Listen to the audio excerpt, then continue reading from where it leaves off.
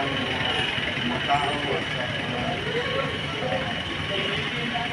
at ang bawat tao mo tao ma-under sa unit mo kung ano sila siya na paano yan ang matangkap. Sir, pangalawan po sir, paano mo pinangangasiwaan ang hindi otorisadong pag-access o kay nainalang individual? Nagkaroon din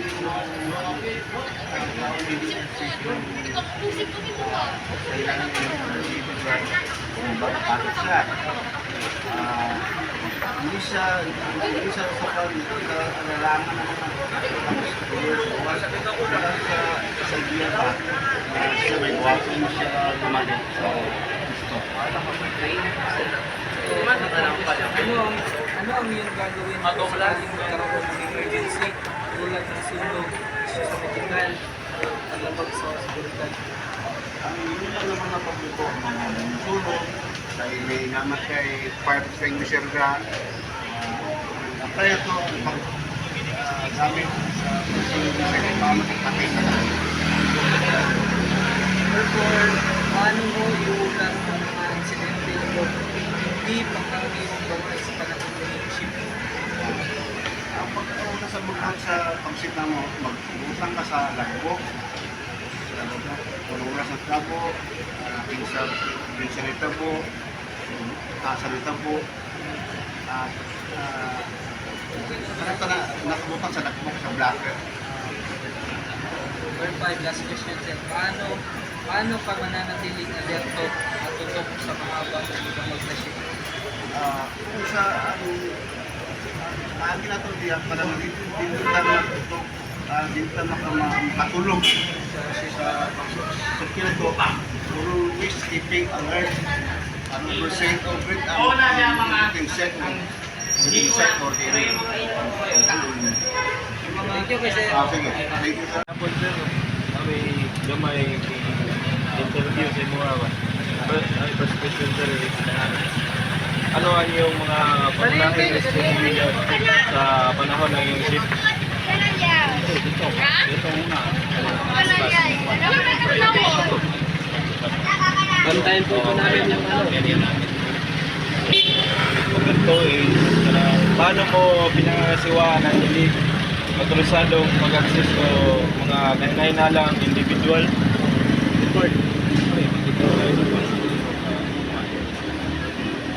Ang mga suspicious ka na mga sign ay makita tayo na hindi ko police. Number 3 is, ano ang gagawin mo kung sakaling magkaroon ng emergency tulad ng sunog, issue sa medical o paglabag sa seguridad sa inyong mga kanang ibantayan mo? Siyempre, kuwari, may sunog, may mga mag-spray tayo emergency. ng extinguisher. Oo. May kaya pa. Kami tayo ng extinguisher. Pero kung hindi na kaya, tawag tayo naman. So, bombero, 911.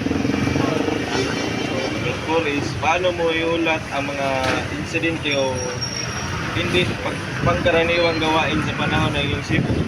Pre. Pagtawag na rescue. Emergency. Tawag tayo ng rescue. Emergency. Number 5 is, paano ka manatiling alerto at nakatutok sa mahaba o magdamag mong shift? Kanang full duty ni mo ba? Sa kinabuhat ni mo? Sa ginawa ni mo? Kung duty ka ba? Magdamag ni mo ang buwan? Pag-alerto sa duty. Alerto ka na guruping makasero. Alerto. Nag-guruping ka every ano? Area naman ito kay laman. Oo.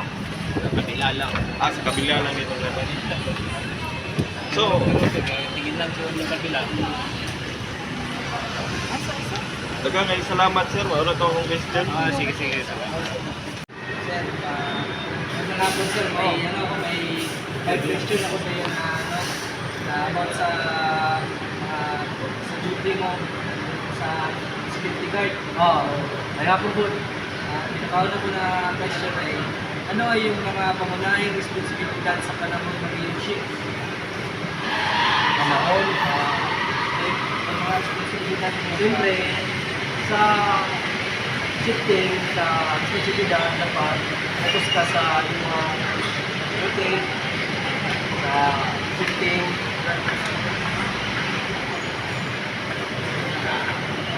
Number 2 sir is, paano mo pinapakasiwaan na hindi opisado ng access o mga kailangan ng pagkukwalay?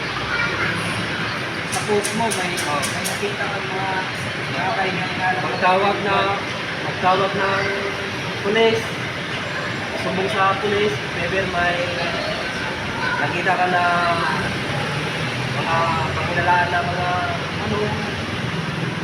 masamang tao, sumbong sa istasyon para para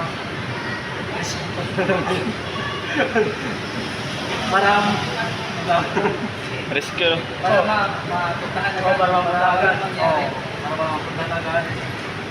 So, number 3 sir is, ano ang gagawin mo kung sakaling karoon ng emergency tulad ng sunog, siya sa medical o labag sa hospital?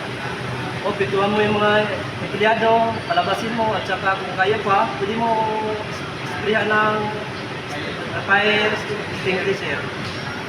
Pero kung hindi naman kaya, pwede ka magtawag ng 911.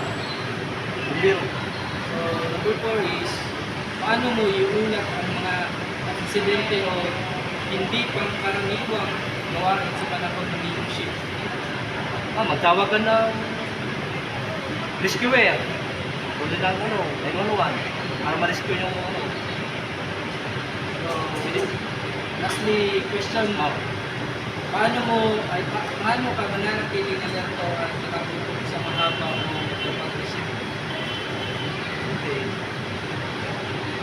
Kasi yung iba kasi sir is, yung mga 24 hours na naka-duty, mga 16 hours na naka-duty, paano mo i-handle yung ganun na oras para ma-awake ka lang sa yung responsibilidad as security guard?